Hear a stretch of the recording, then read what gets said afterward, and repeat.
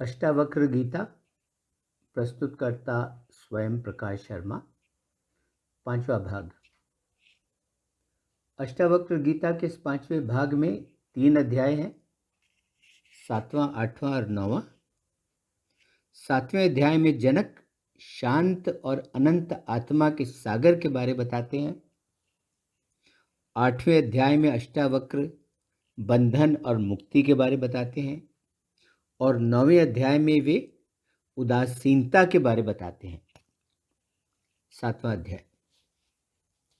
अष्टावक्र की बातें सुनकर जनक कहते हैं, मैं जान गया हूं कि मैं तो अनंत सागर हूं और मुझ अनंत सागर में ही ब्रह्मांड का जो जहाज है, जगत का जो जहाज है, वह जहाज मन की हवाओं द्वारा चलाए जाने के कारण, यानी मन के उतार चढ़ाव के कारण इसी अनंत सागर में इधर उधर चलता रहता है।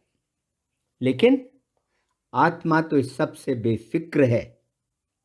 आत्मा तो मन के इस उतार चढ़ाव से और दिखने और घटनाओं वाले जगत के उतार चढ़ाव से, जो इन दोनों की निहित प्रकृति के कारण ही होते हैं, आत्मा तो इन सब से बेफिक्र है। यह सब जानते हुए मुझे कोई बेसब्री नहीं होती, मुझे कोई अधीरता नहीं होती। मैं तो सीमाहीन सागर हूं। मुझ सीमाहीन सागर में जगत के अनुरूप लहरें यकायक उठती रहती हैं और लुप्त होती रहती हैं। और क्योंकि आत्मा तो परिपूर्ण और अपने आप में कम या नष्ट होने वाली नहीं है, इसलिए उन लहरों के उठने और लुप्त होने से मुझे कोई लाभ या हानि नहीं होती। मुझे कोई फर्क नहीं पड़ता। मैं इस बात को अच्छी तरह जान और समझ गया हूं कि घटनाओं में बदलाव के कारण आत्मा पर किसी भी प्रकार का असर या प्रभाव नहीं पड़ता। मैं तो सीमाहीन समुद्र हूं। जगत का जो जाना पहचाना भ्रम है, वह तो मुझ सीमाहीन समुद्र में ही टिका हुआ है। मैं तो गहरा, अगाध, शांत तथा निराकार हूं और मैं तो इसी ज्ञान में निवास करता हूं। आत्मा तो अनंत है। वह तो बिना किसी चिन्ह के है। वह अनंत और चिन्हहीन आत्मा तो किसी भी वस्तु में नहीं है और ना ही कोई भी वस्तु उस अनंत और चिन्हहीन आत्मा में है। इसलिए मैं तो बिना इच्छा और बिना आसक्ति या लगाव के हूं। इस ज्ञान में मैं शांत और बिल्कुल अकेला निवास करता हूं। मैं तो पक्की तौर से शुद्ध चेतना हूं। मेरे लिए तो घटनाओं वाला जो यह जगत है, यह जगत तो एक जादूगर के खेल की तरह है। यह जगत तो एक स्वप्न की तरह है, जहां कुछ भी सत्य नहीं होता, सब कुछ झूठ, सब कुछ असत्य होता है। इसलिए मेरे लिए कुछ भी स्वीकार करने की या अपनाने की या अस्वीकार करने की या ठुकराने की क्या धारणा हो सकती है। ऐसी स्थिति में ऐसा कुछ भी नहीं है जिसे मैं स्वीकार करूं या जिसे मैं ठुकराऊं। इसके साथ ही 7वां अध्याय संपन्न हुआ। अब 8वें अध्याय पर आते हैं, जहां अष्टावक्र बंधन और मुक्ति के बारे बताते हैं। 8वां अध्याय। अष्टावक्र कहते हैं, जब मन कोई भी इच्छा करता है, जब मन किसी भी चीज की इच्छा करता है, तब वह बंधन है। जब मन किसी भी चीज पर शोक मनाता है, जब मन को किसी भी चीज पर दुख होता है, तब वह बंधन है। जब मन किसी भी चीज को अस्वीकार करता है, जब मन किसी भी चीज को ठुकराता है, तब वह बंधन है। जब मन किसी भी चीज को स्वीकार करता है, जब मन किसी भी चीज को अपनाता है, तब वह बंधन है। जब मन को किसी भी चीज पर खुशी होती है, तब वह बंधन है। जब मन को किसी भी चीज पर क्रोध आता है, तब वह बंधन है। जब मन कोई भी इच्छा नहीं करता, जब मन किसी भी चीज की इच्छा नहीं करता, तब वह मुक्ति है। जब मन किसी भी चीज का शोक नहीं करता, जब मन को किसी भी चीज से दुख नहीं होता, तब वह मुक्ति है। जब मन किसी भी चीज को स्वीकार नहीं करता, जब मन किसी भी चीज को अपनाता नहीं, तब वह मुक्ति है। जब मन किसी भी चीज को अस्वीकार नहीं करता, जब मन किसी भी चीज को ठुकराता नहीं, तब वह मुक्ति है। जब मन किसी भी चीज पर खुश नहीं होता, तब वह मुक्ति है।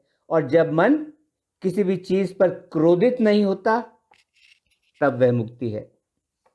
जब मन किसी भी ज्ञान इंद्रिय के विषय में आसक्त हो जाता है, जब मन के ज्ञान इंद्रियों के किसी भी विषय से लगाव हो जाता है, तब वह बंधन है।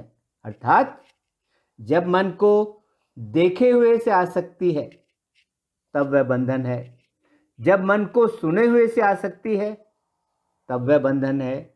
जब मन को सूंघे हुए से आसक्ति है, तब वह बंधन है।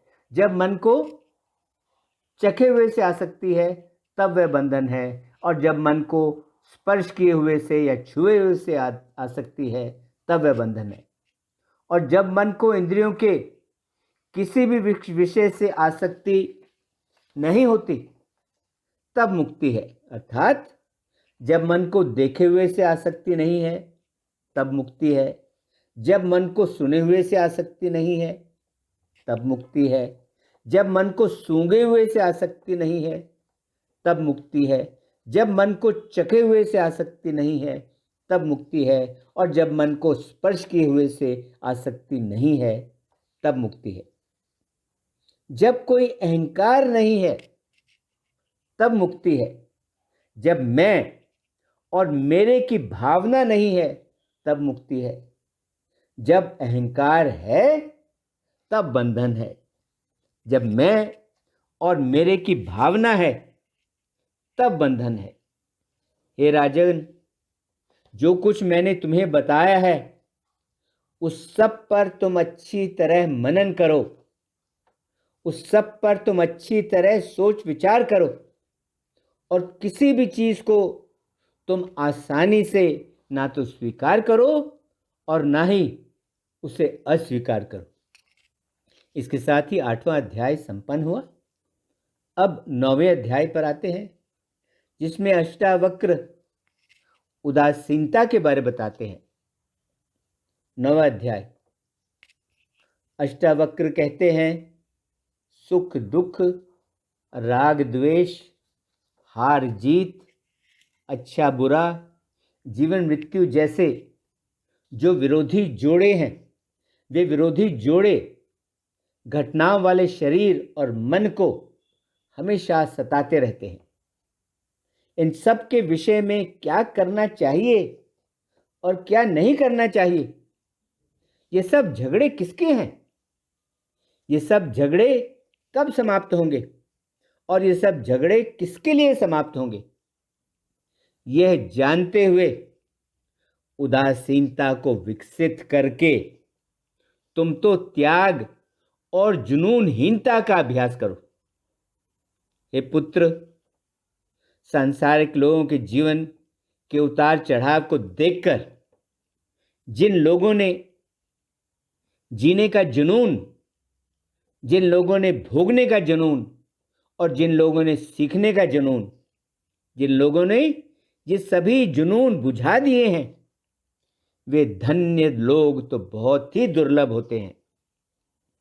बुद्धिमान व्यक्ति तो इस बात को समझकर शांत हो जाता है कि यह जगत तो क्षणिक है, यह तो बिल्कुल अस्थायी है, यह तो त्रिगुणात्मक कष्ट से ग्रस्त है।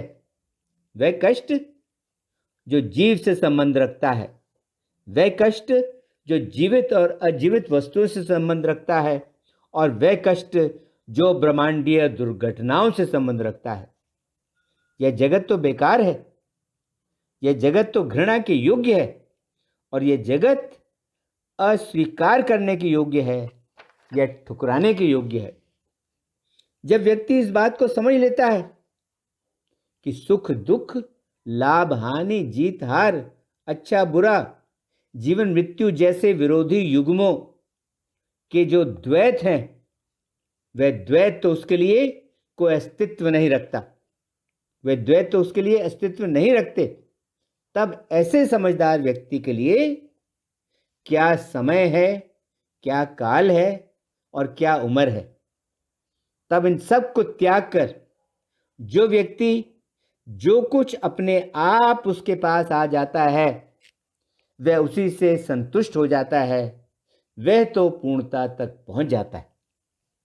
महान ऋषियों, महान मुनियों और महान योगियों की एक राय, एक मत नहीं है, उन सब की अलग अलग राय हैं। यह देखते हुए ऐसा कौन सा व्यक्ति होगा जो उदासीनता को स्वीकार करके, उदासीनता को अपनाकर शांति को प्राप्त करना न चाहेगा।